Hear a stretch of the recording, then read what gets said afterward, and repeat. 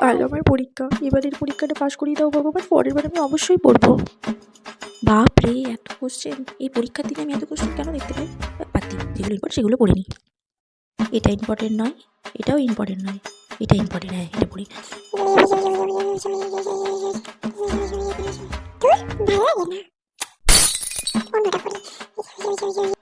আচ্ছা, আমার কাছে তো এখন সময় আছে, আমি ততক্ষণে একটু ফোন দেখে নিই।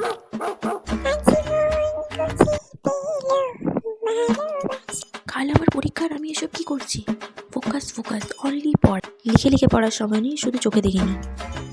পেটটা খিদে খিদে লাগছে, একটু খাবার খেয়ে নিই, তারপর মন দিয়ে পড়বো। হ্যাঁ, খাবার খেয়ে নিলাম সুন্দর করে, এবার শুধু পড়বো, শুধু পড়বো আর পড়বো, আর কোনো টেনশন নেই। যত রাজ্যের ঘুম এখন কেন পাই আমার এই পরীক্ষা দিনের আগে, আমি বুঝতে পারি না। আমি ঘুমোবো না। সকাল হয়ে গেছে, এখন আমি কি করবো?